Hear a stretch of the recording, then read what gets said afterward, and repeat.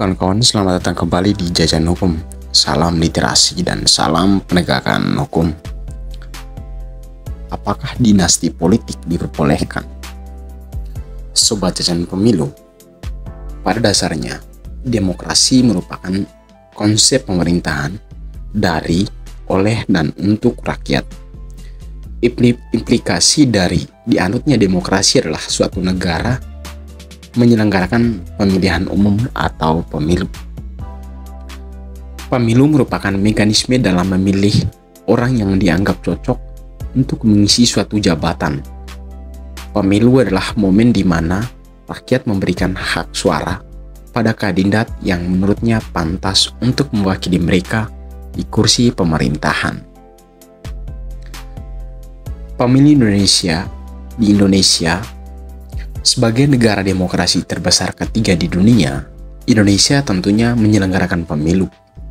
Di Indonesia, pemilu diadakan sekali setiap 5 tahun dalam Undang-Undang Dasar 1945. Pemilu disebutkan untuk memilih presiden, wakil presiden, Dewan Perwakilan Rakyat atau DPR, Dewan Perwakilan Daerah atau DPD, dan pemerintahan daerah yang terdiri dari gubernur, bupati, wali kota, DPRD provinsi, dan DPRD kabupaten kota.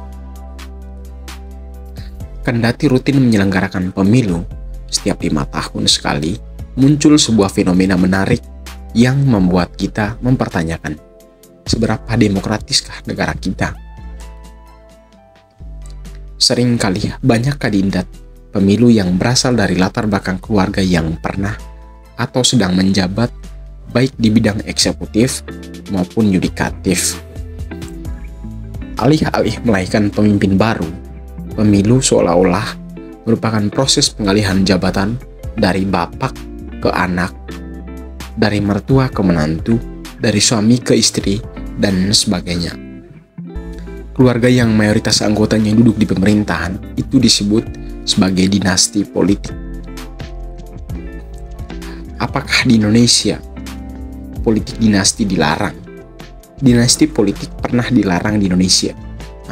Berdasarkan Undang-Undang Nomor 8 Tahun 2015 tentang perubahan atas Undang-Undang Nomor 1 Tahun 2015 tentang penetapan peraturan pemerintah pengganti Undang-Undang Nomor 1 Tahun 2014 tentang pemilihan gubernur, bupati, dan wali kota menjadi undang-undang.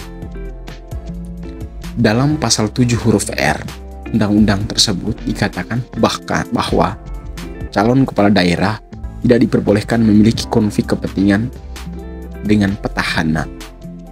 Adapun konflik kepentingan yang dimaksud adalah hubungan keluarga karena keturunan atau darah maupun perkawinan.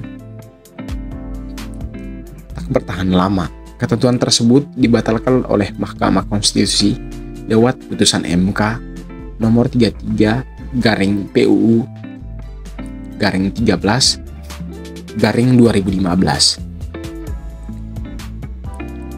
Arief Hidayat selaku Ketua MK saat itu menerangkan bahwa pengawasan penyelenggaraan pemilihan kepala daerah atau pilkada yang melibatkan keluarga petahana akan sulit dilakukan atau tidak efektif. Adapun Prof. Saldi Isra dari Universitas Andalas berpendapat serupa bahwa pembatasan yang demikian dianggap berlebihan dan tidak proporsional. Pada dasarnya, setiap orang berhak untuk memilih dan dipilih dalam suatu pemilihan umum, sebagaimana diterangkan dalam Pasal 43 ayat 1 dan 2 Undang-Undang Nomor 39 Tahun 1999 tentang Hak Asasi Manusia. Dengan demikian, hukum menjamin hak setiap orang untuk dapat mencalonkan dirinya dalam pemilihan umum.